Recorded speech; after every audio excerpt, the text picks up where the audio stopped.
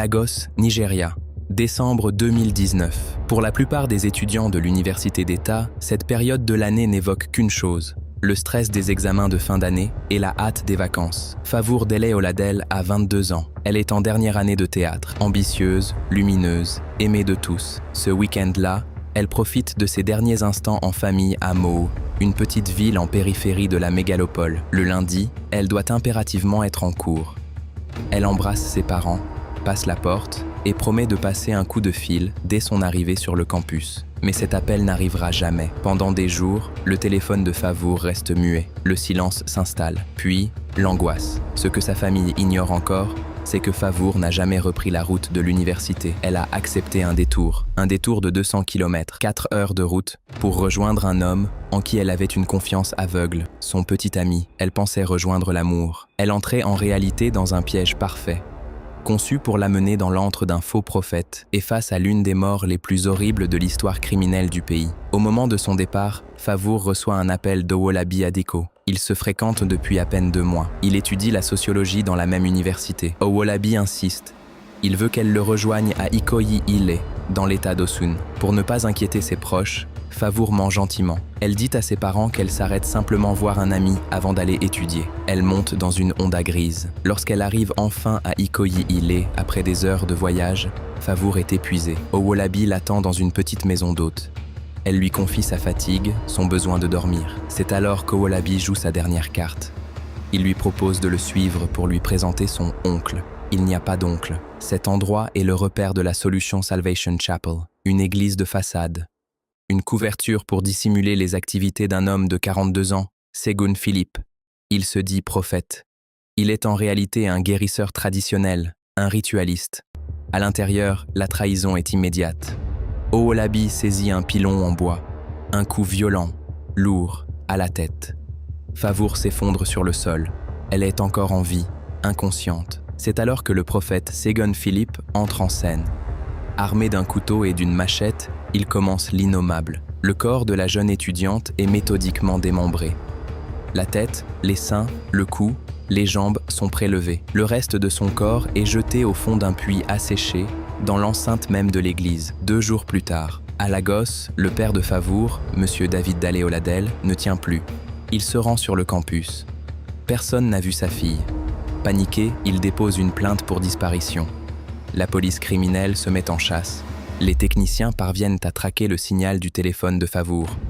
Regardez ces données, le suspect était ici. Oui, et il a contacté ce numéro. Premier indice glaçant, sa carte SIM a été arrachée, remplacée par une autre. Mais le téléphone, lui, émet toujours. Et le signal pointe directement vers Ikoyi-Ile. À l'intérieur d'une église, M. David accompagne les policiers sur les lieux. Le prophète Segun Philippe est arrêté sous ses yeux. Dans la pièce, les 2 femmes du prophète et ses enfants regardent la scène, hébétés. Au départ, Philippe joue l'innocent. Mais en route vers le poste, la panique le gagne. Il lâche un détail que la police n'attendait pas. Il y a un complice, un jeune homme parti retirer de l'argent à un distributeur automatique tout près. Pendant qu'une équipe part cueillir Owolabi Adiko à l'ATM, M. David attend dans la cour de l'église, escorté par un policier.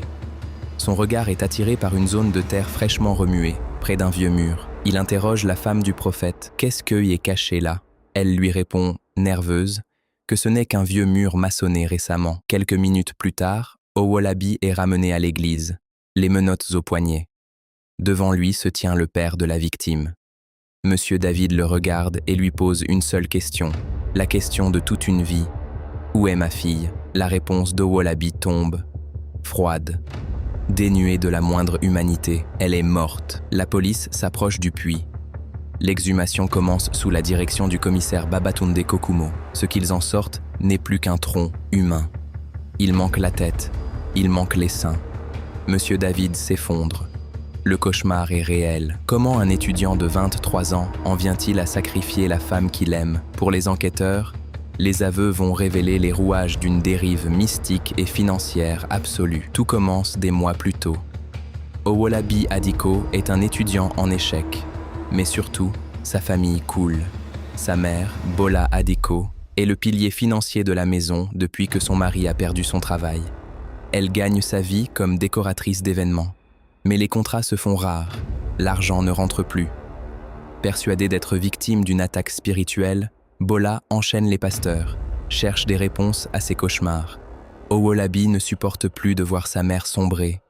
Il veut de l'argent, vite, beaucoup d'argent. Il contacte le prophète Segun Philippe. Le verdict du charlatan est simple. Pour un rituel de richesse ultime, il faut un sacrifice humain complet. Le prix de la prestation, 250 000 naira. Owolabi verse un premier acompte de 210 000 naira. Et il choisit sa proie, Favour. Mais l'horreur va encore plus loin. Owolabi manipule sa propre mère. Il lui cache la nature sanglante du rituel et l'emmène voir le prophète pour soigner ses affaires. Philippe interprète les rêves de la mère et lui annonce qu'elle subit une malédiction de ses ancêtres. Pour la briser, elle doit offrir un banquet, cuisiné pour les pauvres de la rue. Désespérée, Bola emprunte 200 000 naira pour acheter des chèvres et des vivres. Pendant 2 semaines, elle s'installe à l'église, cuisine avec son fils, distribue les repas aux nécessiteux. Elle pense faire le bien. Elle ignore que le piège se referme aussi sur elle.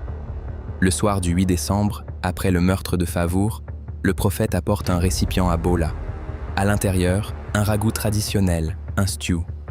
Le prophète lui explique calmement qu'il a préparé cette concoction mystique en utilisant les organes vitaux des chèvres pour purifier son esprit. Ce n'étaient pas les organes d'un animal. Dans son assiette, Bola Adeko vient de manger la tête, la langue et les seins de Favour Dale Oladele, la petite amie de son fils. Le lendemain, elle se lave avec un savon spirituel censé attirer les clients, puis quitte les lieux, persuadée que sa vie va changer. Le rituel n'a jamais fonctionné. Les affaires de Bola ne se sont jamais arrangées. Pire encore, la police saisit la Honda grise qui a servi au transport de la victime.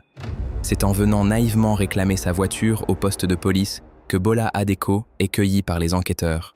En juillet 2023, après des années d'une procédure qui a tenu le Nigeria en haleine, le verdict tombe à la haute cour de l'État d'Osun. Devant la juge Christiana Obadina, Owolabi Adeko tente de dédouaner sa mère, jurant qu'elle ne savait rien du meurtre. Le prophète, lui, avoue qu'il a agi par pur besoin d'argent, guidé par un tutoriel occulte enregistré sur son téléphone. La justice sera implacable. Pour complot et assassinat, le petit ami Owolabi Adeko et le faux prophète Segun Philippe sont condamnés à la peine de mort par pendaison. La mère, Bola Adeko, est reconnue coupable de cannibalisme. Pour avoir consommé de la chair humaine, elle écope de 2 ans de prison. L'ignorance n'est pas une excuse devant la loi.